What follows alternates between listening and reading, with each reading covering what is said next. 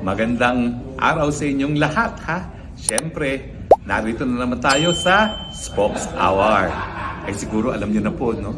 Pina-aaresto na naman ako ng Kongreso. Alam niyo naman, dati na nila talagang plano yan. Ang totoo po niyan, kaya ako pinupuruhan ng Kongreso dahil ako daw ang pinaghihinalaan ni Speaker na ako daw ang nagkalat noong pulboronic video na ibinroadcast ni Maharlika.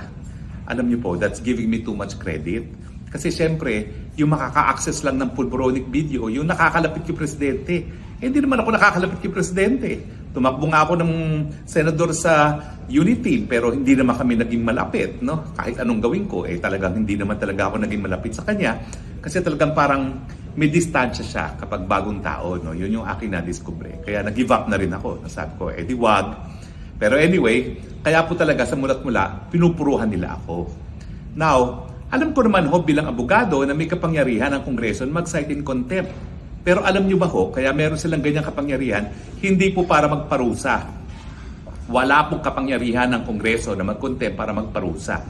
Ang kanyang kapangyarihan na mag-contempt ay para lang maprotektahan yung institusyon. So, unang-una po, hindi dapat ginagamit ang contempt pagpaparusa. Ako nga po, pinaparusahan ako dahil ako nga daw di umano yung source ng pulboronic video na hindi naman ako, no? Pangalawa po, bagamat meron silang ganyang kapangyarihan, sinabi na po ng Korte Suprema, merong limitasyon po yan. Ano mo yung limitasyon na yan? Unang-una, dapat yan po ay may kinalaman sa investigasyon. Pangalawa, dapat rinirespeto ang karapatan ng mga resource persons. Now, anong kinalaman po ng aking Statement of Assets, Liabilities, and Net Worth sa POGO? Di ba po, ang iniimbestigahan ay POGO? Anong kinalaman ng aking mga income tax return sa POGO? Anong kinalaman ng bentahan ng pamilya ko ng lupa sa POGO? Anong kinalaman ng estate ng aking tiya sa POGO? Wala po. Ang katotohanan, wala silang mahanap na link sa akin sa POGO. Dahil sinabi na nga ni Cassie Ong na hindi talaga ako involved sa Lucky South. Pero dahil wala silang mahanap na link sa akin sa POGO, humahanap sila ng butas. At siguro naman makakahanap sila ng bukutas. Bakit? Hindi naman ako accountant Alam niyo naman ako naggagawa ng mga required forms pero hindi naman ako talaga eksakto gumawa ng mga exact forms. Pero sa akin, kung ang gusto nilang patunayan meron akong unexplained wealth, bakit hindi na lang sila magsampa ng kaso? At alam niyo po, naging desisyon na yan ng Korte Suprema doon sa kaso nga ng Begzon versus Blue Ribbon Committee, Senate Blue Ribbon Committee. Nang sabi ng Korte, hindi po hudikatura ang Kongreso. So hindi po pwede pagdinig nila, gagamitin nila para parusahan ng mga tao sa paglabag sa batas. Kung talagang sa tingin nila na meron akong unexplained wealth, di magsampa sila ng kaso at ipapakita ko naman sa ombudsman o kung saan man, kung saan ko kinuha yung pera na pambili ng mga lupa. Kasi nga po, ang bilin sa akin ng lolo ko, pag ikaw nagbenta ng lupa, bumili ka ng lupa. So sa akin wala pong problema yon. Pero wala pong jurisdiction ang Kongreso na paghimasukan itong mga bagay-bagay na pribado dahil ang investigasyon nila ay POGO. Ano ba sinasabi nila? Sinasabi nila ang POGO daw bumibili ng mga lupa. Meron ba silang nakita na kahit isang lupa na nasa pangalan ng POGO? Ang mga lupa po namin nasa pangalan ng mga family corporations ko. Alam niyo po, tinatanggap naman talaga yan dahil pag ikaw'y namatay at nasa family corporation, hindi ka kinakailangan magbayad ng estate tax. At kapag ikaw nagbentahan at nasa pangalan niya ng korporasyon, mas mababang buwis ang babayaran mo kasi ang bentahan yung shares of stocks, hindi yung halaga ng lupa mismo. So sa akin po talaga, ang talagang dapat sundin na desisyon ng Korte Suprema itong Begzon. Pag hindi po at walang kinalaman sa iniimbestiga ng Kongreso, hindi dapat isiwalat ng mga resource persons. Pangalawa, kung talagang hinuhuli nila ako dahil sa isang krimen, wag nilang gamitin ang aking sariling testimonya at sariling mga dokumento ko na ebidensya lamang sa akin. Yan po yung karapatan against self-incrimination. Humanap sila ng ebidensya kung sinasabi nila na POGO ang bumili ng mga lupa namin, di ilabas nila. Paano naman po mangyayari yun? Yung mga aking family corporations, 2014 pa sinimulan. Wala pang POGO sa Pilipinas. Nasimulan na yung aking mga family corporations. Ang mga bentahan po, bago pa. Sumulpot yung Lucky South 99 na yan na pilit nilang inuugnay sa akin. Ang katunayan po, ang na-establish lamang unang-una, sinamahan ko si Cassie Ong para nga po humingi ng gives sa pagbayad dun sa kailangang bayaran sa sa PAGCOR dahil nga po, di umano sila'y nadispalkohan. At pangalawa, yung kaso na hinawakan ko sa Whirlwind. Dahil kumpleto naman po yan sa dokumento. O nga pala, natalo na kami sa kasong yon. Pero natalo kami matapos nila 1 taon. E mantakin mo, nung lumapit naman sa akin ng Whirlwind, meron na silang writ of execution, pinapaalis na sila. Pero, napahaba ko naman po yung panahon. Naging 1 taon bago sila napalayas. No? At ngayong napalayas na sila, tinake over naman ng gobyerno. So, bali wala ang panalo nila. Kasi gobyerno ngayon ang nakaposisyon doon sa Pogo sa Porac. At hindi naman makukuha yan ng mga pribadong nagmamay-ari. So, parang Pyrrhic victory. No? Wala rin nakuha yung may-ari ng lupa. Pero siyempre, ang laki din nang nawala doon sa Whirlwind kasi ginawa nila yung 49 buildings at meron din silang nabayaran na partial para doon sa kabahagi ng kabuuan ng 10 hectares. Parang hindi ko nagkakamali, parang 4 hectares ata. Pero yan po yung dapat nilang imbestigahan. Nasaan ang pera ng Lucky South na di umano ginamit ko pagbili ng mga lupain?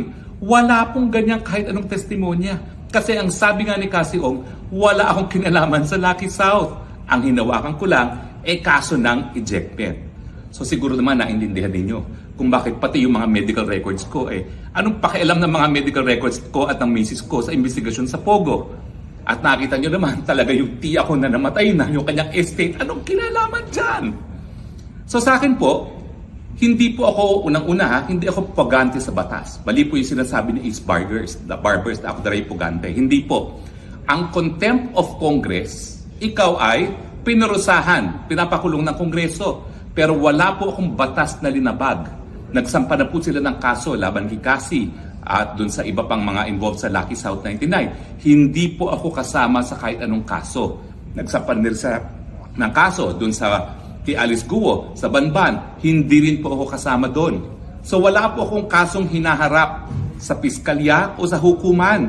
Ang kaso ko lang po dahil ayaw ko nga ibigay yung mga dokumento na wala naman pong kinalaman sa investigasyon ng Pogo. At nandyan nga po yung desisyon ng Begson bilang authority na hindi mapipilit na ibigay ang mga dokumentong wala kinalaman sa investigasyon. Hindi nga po siya po pwedeng tanungin ng mga bagay-bagay na walang kinalaman sa investigasyon.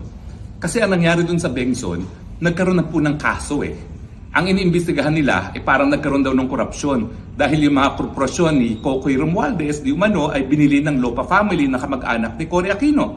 Ang sabi ng korte, hindi naman yan legislative hindi naman yan in aid of any legislation. Wala talagang batas na bubuuin. Ang gusto lang ma-establish, corrupt din yung mga kamag-anak ni Cory.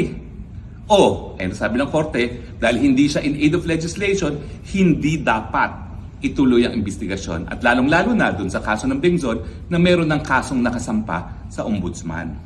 So kung gusto po nila akong kasuhan ng unexplained wealth, excuse me, napag-aral naman po ako ng aking mga pamilya sa Amerika, sa London, at saka sa UP, siguro naman hindi naman unexplained wealth po yan. No? At anongin yung mga kaklase ko, buhay naman ako sa isang gated community, hindi ko po pinag-aayabang yan. Kasi bilang Kristiyano po, talaga ang turo sa akin ng lola ko, baliwala po talaga ito mga material na mga possessions. Ang importante talaga, seek ye first the kingdom of God. Yan po talagang pinaniniwalaan namin. Pero, God has been good to the family. Dahil binigyan niya po kami ng lupain dyan sa Parañaque, dati po ay taniman ng palay, biglang naging subdivision at naging commercial pa. Yan lang po yung swerte ng pamilya ko. No? Pero, yun nga po, bilang isang abogado, hindi naman ako po pwede na baliwalain ko ang karapatan ko. Lalong-lalo na itinuro ko naman sa aking mga estudyante sa UP Law kung anong dapat na sakop lamang ng legislative investigation. So ulitin ko po hindi ako pugante dahil ako po ay lumabag sa batas. Pugante ako sa Kongreso lamang. Wala po akong pakialam. Dahil ang tingin ko naman, kung ako'y na-cite in contempt of Congress, ang Kongreso naman po cited in contempt of the people of the Philippines. Hindi po tama yung ginagawa nila. Pasigaw-sigaw, kapag ayaw ng sagot, contempt kaagad. Nagpa-power tripping na po sila. Miski wala po silang batas na binubuo, tuloy-tuloy ang paninira nila sa pamilyang Duterte. Doon sa extralegal killing, sa droga, at siyempre sa Pogo. Hindi po tama yan. Ako po'y naging mambabatas. Binibigyan ko po ng importansya yung institusyon. Pero anong batas ba ho ang bubuuin nila? Meron pa bang bagong batas na kinakailang buuin? Yung IHL code po, kami po nagsulong yan at batas na. So hindi lang po murder ang po pwede gamitin kapag nagkaroon ng widespread and systematic killings, no? Pwede rin ang crimes against humanity. O, ano pang batas ang buuin mo para dyan sa mga drug killings? Ganon din po sa Pogo. Ang dapat lang nabuuin na batas, total ban ba o hindi? Bagamat doon sa SONA ni PBBM, sinabi niya total ban ng Pogo, ay nako. Iba na po pangalan nila, IGL. At ngayon may kumakalat, may lumulutang. Meron daw 12 na parang 12 disipulo ni Kristo na ma-exempt sa ban. So kapag sinabi kasi ban, lahat dapat bawal. Walang exception. Di ba po? Ay nako. So, ang anong tanong? Magpapa-aresto ba ako o hindi? Well, naniniwala po kasi ako na kapag ang Kongreso ay lumabag sa kanyang kapangyarihan at naging guilty of abuse of power at grave abuse of discretion amounting to lack of jurisdiction, illegal po ang kanilang order. Kinikilala ko po na kinakailangan magkaroon ng desisyon sa Korte Suprema. Kaya nga po, aantayin ko ang desisyon ng Korte Suprema. Samantalang nag-aantay po ako, importante po ang aking kalayaan. Hindi ko po isusurrender muli ang aking kalayaan gaya ng nangyari nung una na nasurrender ko siya ng isang araw nung ako po'y nagpakulong dahil di umano dinisrespect ko raw ang Kongreso. Kung maalala nyo ha, wala pong disrespect doon. Walang pagbabastos. Ang polite-polite ko pa nga. Pagamat, sabi nila dapat makontent ako muli dahil ang dami ko raw masakit na salita na sinabi matapos akong mapalaya. Alam niyo po, hindi gaya ng hukuman na pinuprotektahan laban sa pagbabatikos ng publiko, ang Kongreso po, hindi naman binibigyan ng ganyang proteksyon. Wala pong indirect contempt. Bakit? Kasi puro politiko po sila. Kaya po nilang sumagot. Samantala ang mga West, pinuprotektahan laban sa mga pagbabatikos kasi hindi sila makasagot. Ang kanilang sagot ay doon lamang sa kanilang mga desisyon. So, mga kaibigan, hindi po ako pugante. Ako po isang ordinaryong mamamayan, pinaglalaban ang kanyang karapatan. Alam ko po na makapangyarihan ng mga congressmen. Alam ko po napakadami nila. Pero ako naman po, bilang ordinaryong mamamayan, may proteksyon. Ang tawag po dyan, ang Bill of Rights ng saligang batas at paninindigan ko po yan. Dahil kung hindi paninindigan ng mga ordinaryong mamamayan ng kanilang karapatan, tuluyan pong lalabagin ng mga power trippers. Aantayin ko po ang desisyon ng Korte Suprema. Kapag sinabi ng Korte Suprema, ilabas ang dokumento, ilalabas ko po yan. Pero sa ngayon po, antayin muna natin ang desisyon ng hukuman. At kung ako ay in contempt of Congress, tatanggapin ko po yon dahil ako naman, hinihimo ko ang aking mamamayang Pilipino, i-contempt of the people po natin ang Quad Committee at itong Kongresong ito. Maraming salamat po sa inyong patuloy na suporta at pagtangkilik ha. Alam niyo po talagang nag-iisa lang ako. Ang kalaban ko isang napakalaking institusyon, mga mayayaman, mga makapangyarihan, speaker na kamag-anak pa ng presidente.